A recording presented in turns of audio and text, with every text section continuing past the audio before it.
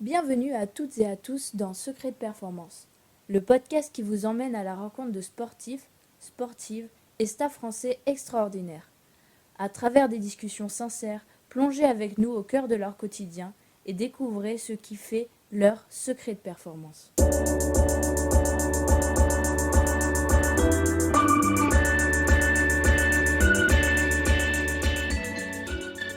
Nous sommes heureux de vous proposer un nouvel épisode de Secret de Performance en compagnie de Maxime Beaumont, médaillé d'argent aux Jeux Olympiques de Rio 2016, excusez du peu. Maxime pratique la course en ligne en kayak et est spécialiste du 200 mètres. Il a une immense expérience dans le monde du sport de haut niveau et de haute performance, puisqu'il a été sélectionné en équipe de France senior pour la première fois en 2003. Découvrez son regard sur son évolution depuis cette date, à travers ses moments importants, ses blessures, ses réflexions ainsi que sa vision et son organisation au quotidien aujourd'hui avec son staff pour atteindre ses objectifs. Maxime nous partage également son analyse fine de son sport, l'apport des nouvelles technologies et des performances des bateaux, ainsi que l'évolution de celui-ci et la vision de son travail. L'important, c'est de faire de la quantité de qualité. On vous laisse avec lui. Bonne écoute à toutes et tous. Bon, salut Maxime. Salut. Comment tu vas ? Première question. Bah écoute, ça va très bien.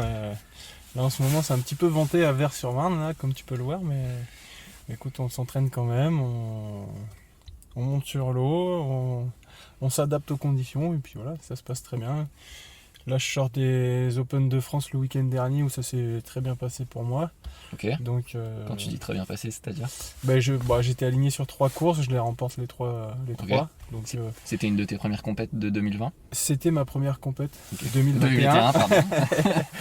Mais ouais, c'était le début de saison. Bon, aucun enjeu, hein, ça veut rien dire du tout, mais bon, c'est toujours bon à prendre et ça fait plaisir. Carrément. Ça faisait combien de temps que t'avais pas... Bah, T'étais pas retourné en compète ? moi je suis un des privilégiés parce qu'on a eu une saison internationale quand même l'année dernière. Ok. Donc ça faisait depuis fin septembre qu'il n'y avait pas eu de compétition. Ok. C'est classique dans Ouais, le milieu, t'as toujours une Ouais. trêve un peu hivernale comme ça ? Ouais, ou- voilà, exactement. Comme nous, on est sport de pleine nature, voilà, avec les Ok. conditions climatiques, souvent l'hiver c'est plutôt calme. Il y a quelques compètes à la marge qui proposent souvent des formats hors standard. Je vais peut-être rappeler le contexte pour nos auditeurs. On est à Vers-sur-Marne sur le stade olympique d'Île-de-France et du coup le siège de la Fédération française de canoë-kayak. Donc là où s'entraîne l'équipe de France de canoë-kayak. Le futur site des Jeux Olympiques Paris 2024. Et futur site des Jeux Olympiques Paris 2024, Olympiques et Paralympiques, exactement. Peut-être on peut commencer par déjà, c'est quoi le canoë-kayak ? Si tu devais le résumer, tu vois, parce qu'on va avoir des auditeurs qui connaissent pas du tout la discipline. Et je sais qu'il y a beaucoup de disciplines au sein même du canoë-kayak, beaucoup de distances différentes, etc. Des disciplines olympiques. Si tu devais résumer simplement. Alors, Ouais, simplement. sans faire Euh, un long discours, mais. non, pour faire simple, en fait le canoë-kayak, déjà de base, on pourrait dire que c'est deux disciplines, le canoë et le kayak. Tout à fait. Le canoë, on est à genoux, on pagaie que d'un côté, on peut avoir l'image des Indiens. Ok. Le kayak, on est assis, on pagaie des deux côtés, on peut avoir l'image des Esquimaux. Ok. Pour faire simple, hein. Il y a peut-être des jeunes auditeurs. Et puis ensuite il y a plusieurs disciplines, plusieurs supports, plusieurs milieux. On peut évoluer en mer, en eau vive ou sur eau plate. Ok. Et après, les deux disciplines olympiques, c'est la course en ligne, c'est ce que je pratique. Donc là c'est assez simple, hein, c'est comme de l'athlétisme sur un lac. C'est 8 à 9 couloirs. Le but c'est d'aller le plus vite d'un point A à un point B. Ok. Il y a différentes distances.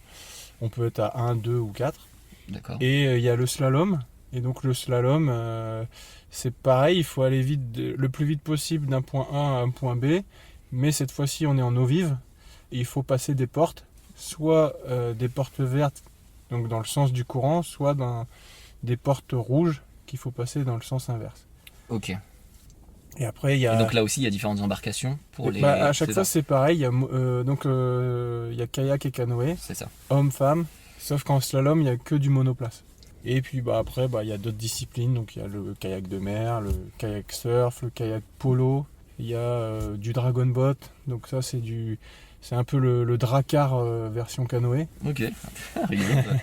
Il y a la pirogue en mer, il y a, voilà, il y a la D'accord. descente de rivière. Il y a plein de disciplines comme ça qui Ils sont pas olympiques, donc un petit peu moins. sont pas olympiques, qui sont moins connues. Moins Il y en a connues. quand même 4-5 qui restent des disciplines de haut niveau, Tout à donc fait. où il y a des championnats du monde, etc. Et puis d'autres disciplines qui sont plus loisirs, D'accord. mais pour autant très intéressantes. Ok, et donc la tienne, de discipline. Et donc la mienne, ouais. Donc la tienne, c'est course en ligne sur sprint, c'est ça? Enfin, je sais pas comment. Ouais, alors moi je suis assez polyvalent, mais ma spécialité, on va dire quand même que c'est le 200 mètres. Et donc c'est le monoplace 200 mètres qui est la discipline olympique et que je prépare cette année. Oui, et c'est sur cette distance que tu es médaille d'argent à Rio. Tout à fait. Alors, je me suis un petit peu renseigné sur toi quand même avant de venir ici. Et donc j'ai vu déjà une particularité, c'est que ça fait 15 ans que tu es dans le sport de haut niveau. Enfin, que tu es plus de 15 ans. Que t'es dans 15 ans, ouais. Plus de 15 ans que tu es dans le sport de haut niveau. Donc je me dis que tu as dû vivre énormément de choses dans ce milieu-là. Ouais, c'est vrai. Et j'ai une première question assez générale pour toi, c'est comment tu as vu évoluer ce statut?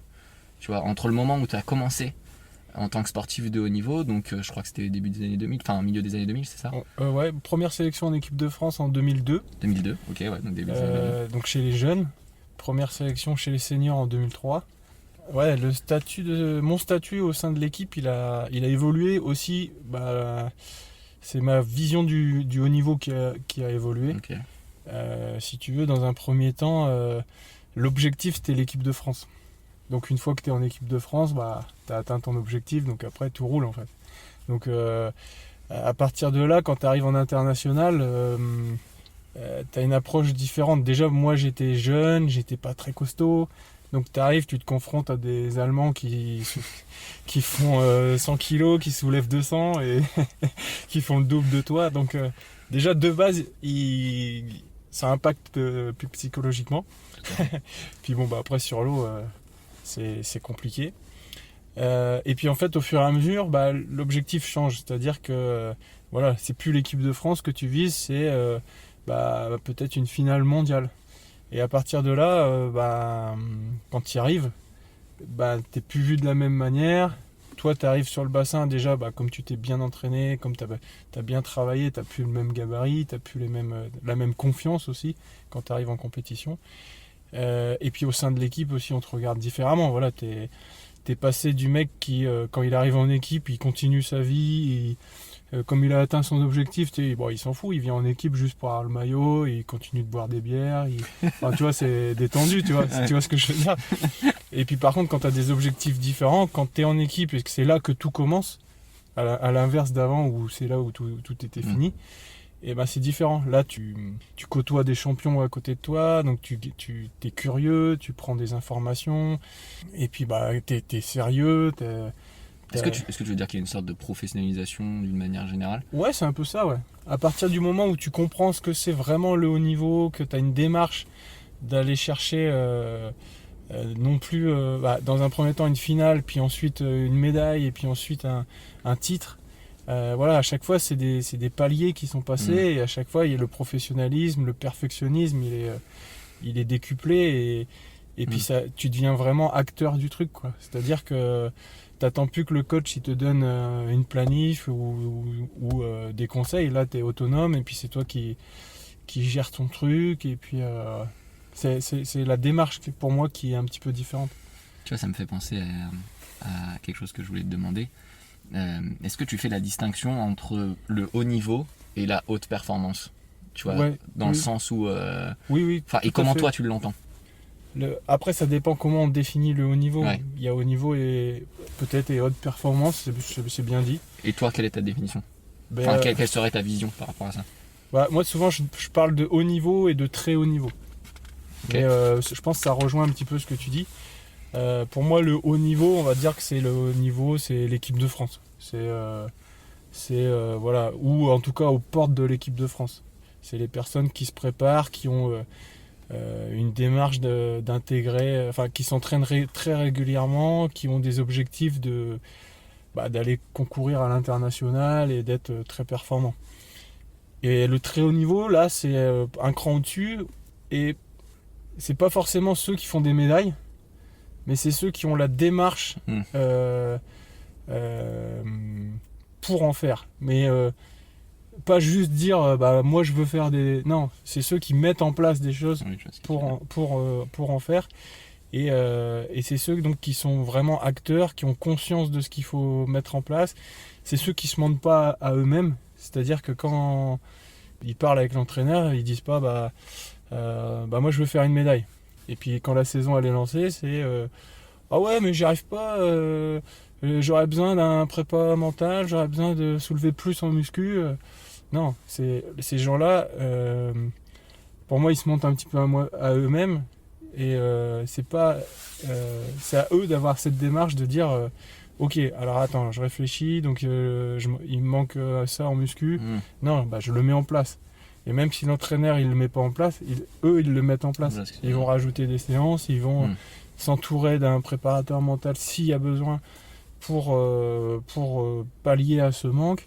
Enfin bref, ils mettent des choses en place, ou en tout cas ils sont force de proposition auprès de l'entraîneur pour que les choses changent, quoi. Et si ça change pas avec les autres, ça doit changer de lui-même. Tu vois un petit peu ? Je vois tout à fait. Et est-ce que toi t'es dans cette démarche-là ? Moi aujourd'hui je suis dans cette démarche-là. J'ai mis du temps à le comprendre et il a fallu une blessure pour ça. Alors après moi je viens d'un milieu aussi... un club un peu rustre, quoi, à l'ancienne, qui peut-être éthiquement était borderline. Tu vois, du genre, allez les gars, vous êtes des hommes, plus vous allez soulever lourd, plus vous serez fort, plus vous allez en faire, plus vous serez fort. Les kinés, non, c'est pour les femmes, les kinés. Vous êtes des hommes. Tu vois un petit peu le genre.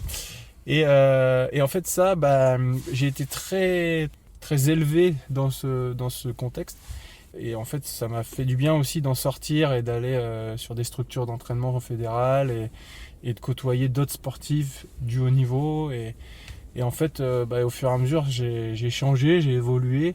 Je me suis rendu compte que ce qu'on appelait un petit détail avant, en fait, quand tu arrives dans le haut niveau, c'est ce qui est important parce que quand tu as besoin de gagner 10 secondes 7 pour être champion du monde, c'est sûr qu'au début, tu t'attaques pas au 0,7, tu t'attaques plutôt aux 10 secondes. Mais par contre, quand tu arrives dans le haut niveau et que tu n'as plus que le 0,7 à gagner, le 0,7, tu vas pas le gagner d'un coup. Ça va être plein de petits détails à corriger. Et donc, ça va être peut-être la mise en place dans un premier temps du kiné, puis de la prépa mentale, puis des étirements, puis plein de choses qui vont te faire gagner peut-être un dixième par-ci, un dixième par-là, ou moins, mais qui, cumulés, te font rapprocher vraiment du titre de champion du monde. Et je pense que c'est dans cette démarche-là que tu es aujourd'hui. Que je m'inscris aujourd'hui, ouais. Ce déclic avec la blessure, si je comprends bien.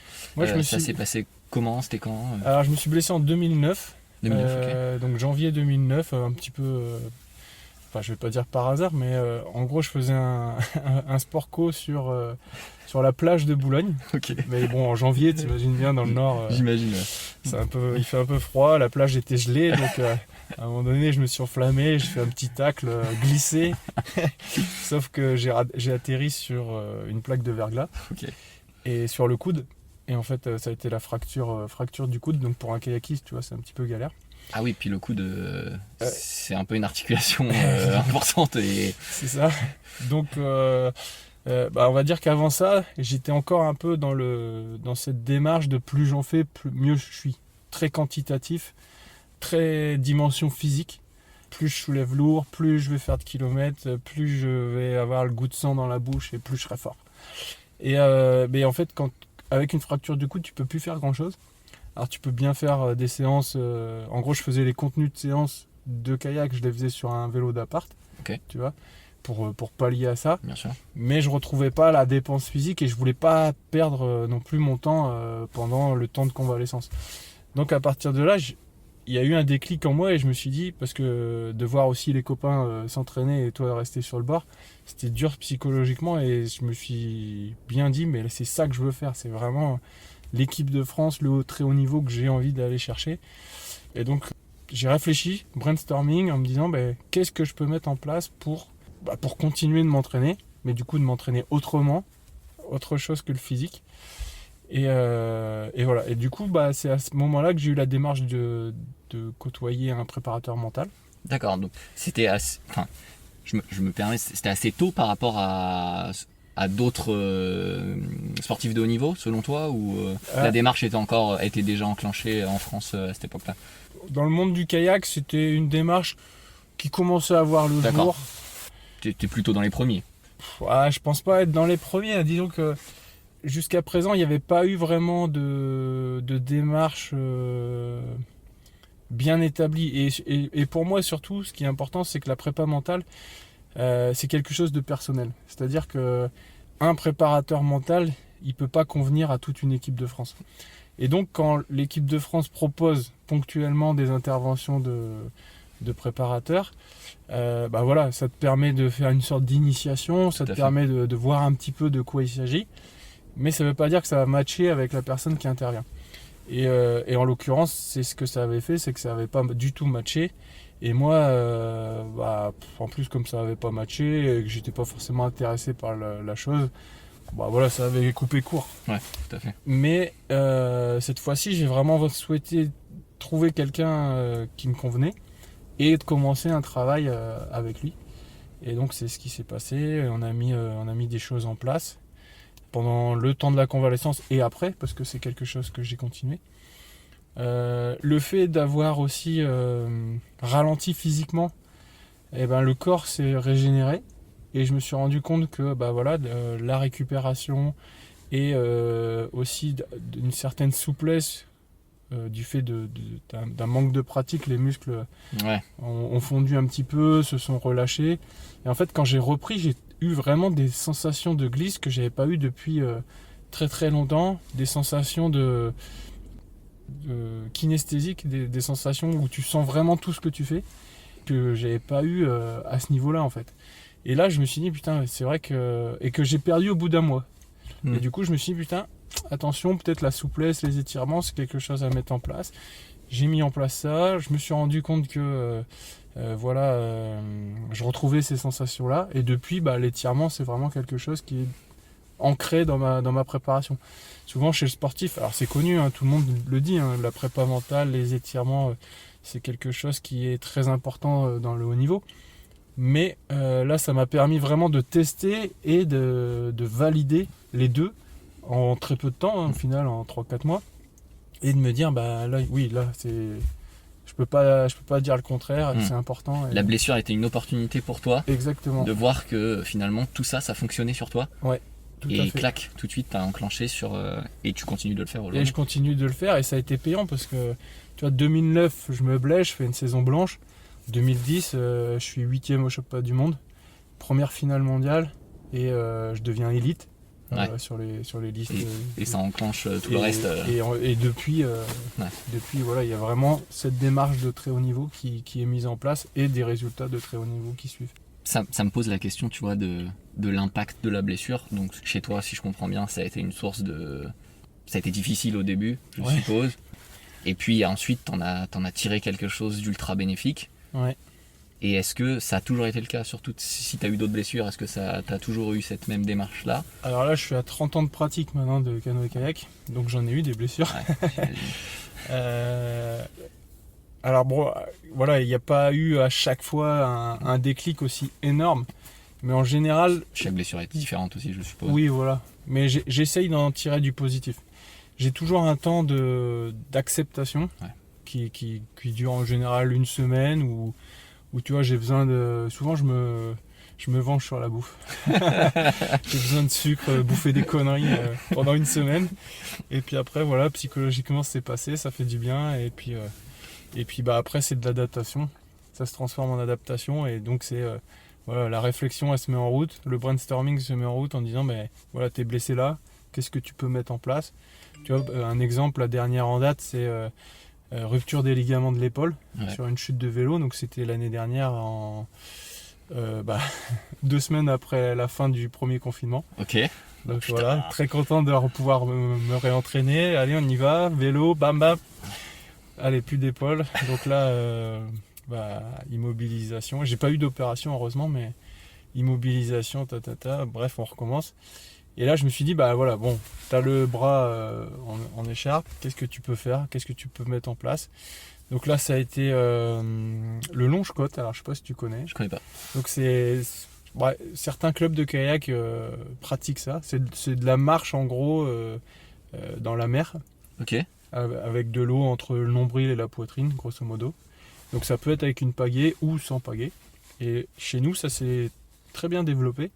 Et du coup, j'ai commencé à faire ça. En fait, plutôt que d'aller sur un vélo d'appartement, je faisais mes séances dans la mer. Excellent. Je connaissais pas du tout. Ouais, et franchement, c'est assez physique quand on s'investit. Tu sens une résistance. Ouais. Jusqu'à présent, tu sais, quand je regardais les gens du club en faire, je me disais, oui, bon, c'est de la promenade dans l'eau, quoi. Ouais. Puis quand tu chausses la combinaison et puis les chaussures adéquates Ouais. et que tu vas dans la mer, tu sors de l'eau et tu dis, bon, j'ai fait une bonne séance quand même. C'est cool ça. Donc il y a eu ça, il y a eu de l'imagerie mentale aussi. Donc tu vois, je montais dans mon kayak et puis je fermais les yeux et puis j'avais une main sur le ponton et puis je m'imaginais pagayer. Comme ça, j'avais les odeurs, j'avais le ressenti un peu kinesthésique sur les jambes, le gainage, etc. Puis après physiquement, voilà, j'ai continué aussi à faire des séances de gainage, de pilates, ce genre de choses, enfin tout ce que je pouvais faire avec un seul bras pour garder un petit peu la forme. Et puis après toujours prépa mentale, etc. J'ai pas eu de nouveaux trucs sur cette dernière blessure, mais en tout cas ça m'a pas... Quand tu dis prépa mentale, c'est des exercices que tu fais Alors, tu vois, tu as une routine? Comment ça se passe parce que Non, les gens ne connaissent pas forcément, tu vois. Oui, enfin prépa mentale, alors il peut y avoir des exercices, mais c'est aussi des discussions avec moi pour le coup c'est pas un préparateur, là c'est un coach. Et du coup on discute un peu de tout, ça peut être sur un volet sportif. Ok. Un petit souci, par exemple, je donne un exemple que j'ai travaillé. Ça peut être en compétition, tu regardes sur les côtés tes adversaires. Ouais. Et puis alors ce que je vais dire, ça paraît tout simple, mais quand tu es dans le bateau, c'est pas toujours évident. C'est le fait de les regarder, ça va pas les faire aller moins vite. Ouais. donc ça sert strictement à rien. Et sur du sprint, voilà, ça peut désorganiser. Nous, on a des fréquences de gestuelles à 160 minutes. Donc ça fait 2 à 3 coups de pagaie seconde. Ouais. Donc t'imagines bien, voilà, quand tu tournes la tête. on est lancé et qu'on tourne la tête, comme on est sur un milieu en plus qui est pas stable à 100%, voilà, ça peut être problématique. Et donc voilà, on a travaillé un petit peu là-dessus pour régler le problème. Ça peut être aussi simplement sur les tracas de la vie. Je donne un exemple, si ta copine elle te laisse tomber ou ce genre de choses, voilà, à ce moment-là, on en discute, on voit un petit peu, enfin il est de bons conseils, c'est de la bienveillance en fait, et des conseils pour que ça impacte pas, c'est pas forcément lié directement à la pratique sportive, mais voilà, avant d'être sportif de haut niveau, je suis un humain, et un humain avec ses problèmes, et les problèmes du quotidien peuvent influencer la pratique sportive, et donc c'est des choses aussi à faire attention. Donc c'est dans ce sens-là je comprends. qu'on travaille ensemble. Cette personne-là, elle fait partie de ton staff. Tout à fait. Est-ce que tu as un entraîneur, tu Ouais. vois, comment ça se passe avec le pôle fédéral Moi j'ai un staff un petit peu étoffé, j'ai un staff complexe. Ok. Grosso modo, j'ai changé d'entraîneur après la médaille olympique. L'idée c'était de re-questionner un petit peu les évidences, de changer de point de vue, de sortir de ma zone de confort et d'aller avec quelqu'un qui me bouscule, tu vois, pas dans le mauvais sens du terme, mais qui m'aide moi à élargir ma zone de confort. Et cet entraîneur, c'est un entraîneur national, donc on a vraiment été là-dedans. Et sauf qu'à un moment donné, on avait émis l'idée qu'il puisse être l'entraîneur de l'équipe de France. De ma catégorie. Et du coup, on a fait des compétitions ensemble, sauf que dans une période de compétition, un championnat d'Europe, un championnat du monde, il peut y avoir des périodes, des moments de stress intense. Et là, comme on est très différents, et là, pour le coup, c'était compliqué. Okay. Genre, il y avait un souci, il partait à droite, je partais à gauche. Ouais. Donc c'était pas possible en compétition. Ça a amené encore plus de stress. Donc on a dit, bon bah écoute, voilà, tu restes l'entraîneur du quotidien, mais par contre l'entraîneur équipe de France, ce sera l'ancien, D'accord. avec qui on se connaît quasiment par cœur, et donc du coup avec qui on avait nos habitudes, et ça se passait très bien. Donc voilà, mais sauf que bah juste être entraîneur équipe de France, quand on ne te voit pas au quotidien et tout ça, c'est un petit peu compliqué après d'intervenir et de connaître bien son athlète. Donc l'idée c'est que voilà, j'ai un entraîneur quotidien qui fait les planifs, qui est l'entraîneur du pôle France de Toulouse, et je garde quand même le lien un coup de temps en temps dans l'année, hors équipe de France, avec l'entraîneur équipe de France qui est l'entraîneur de Paris. Et donc ça me fait évoluer sur 2 structures fédérales, Paris et Toulouse. D'où t'as venu ici? Donc là, ouais, cette semaine, je suis à Paris pour m'entraîner avec lui. Et donc, ce qui me permet aussi, bah, tu vois, d'avoir plusieurs retours différents, des retours variés, des retours... Une richesse aussi dans ton entraînement. Exactement, dans ouais. Différents points de vue. Une évolution sur différents bassins.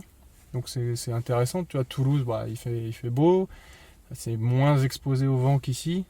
Mais bon, quand en compétition, ici, il y a du vent, bah, c'est quand même bien de savoir naviguer dans des conditions comme ça. Donc voilà, ça me permet aussi de varier un petit peu les plaisirs. Intéressant. Et donc voilà. Et après, bah, il y a donc le coach mental qui intervient. Et il y a un staff médical. En fait, il y a des écosystèmes qui se sont développés sur Paris et sur Toulouse, les principaux lieux d'entraînement.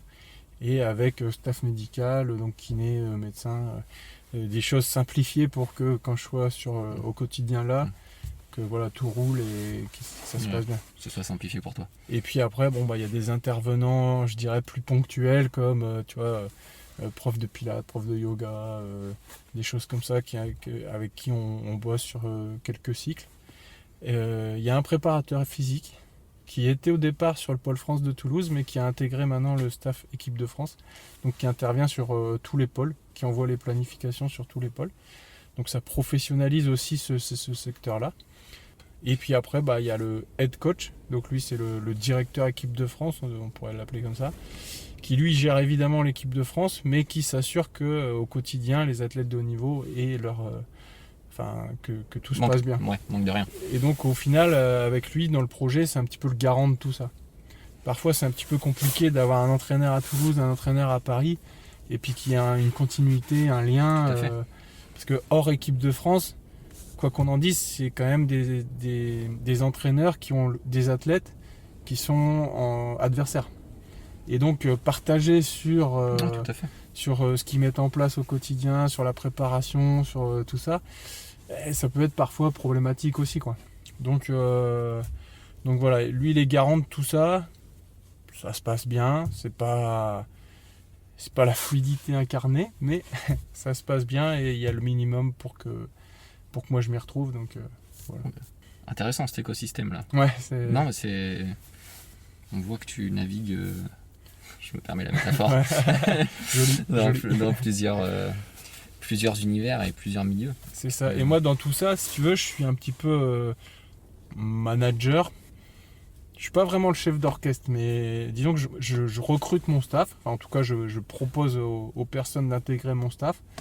Et après, une fois qu'on a défini les objectifs avec l'entraîneur du quotidien, je délègue la mission de chef d'orchestre. C'est-à-dire que c'est lui après qui... Moi, je lui donne la partition. Enfin, ou en tout cas, on décide ensemble de la partition. Et après, lui, il s'assure que chaque musicien joue la partition comme il faut, quoi. Et que les flûtes et les basses, ils s'entendent. Ouais. Tu vois. Donc, en tout cas, ils se gênent pas. Tu as parlé tout à l'heure de la préparation physique et je voulais revenir justement là-dessus. Quelle est la part donc si on rentre un peu plus dans le détail dans la préparation, quelle est la part de ton travail à sec en musculation versus ton travail dans l'eau? Tu vois à peu près... Ouais, sur une année, on va dire qu'on est à... Je pense qu'on doit être à 60% bateau, 40% préparation physique. Selon les périodes, après dans l'année ça évolue. Évidemment, l'hiver on a beaucoup moins de navigation et beaucoup plus de préparation physique. Et après, bah, Et après, donc, il y a tu parles de la préparation physique ou de la musculation? C'est la question que j'avais. Qu'est-ce que tu entends derrière préparation physique versus musculation? Alors, préparation physique, c'est principalement de la musculation. On va dire sur 100% de prépa physique, on a, je pense qu'on a 80%, c'est de la musculation. Okay. Alors, la musculation, elle est de deux manières. Il y a la création de viande. C'est-à-dire qu'on va... J'aime beaucoup la métaphore. On va mettre de la viande sur les bonhommes. Donc hypertrophie.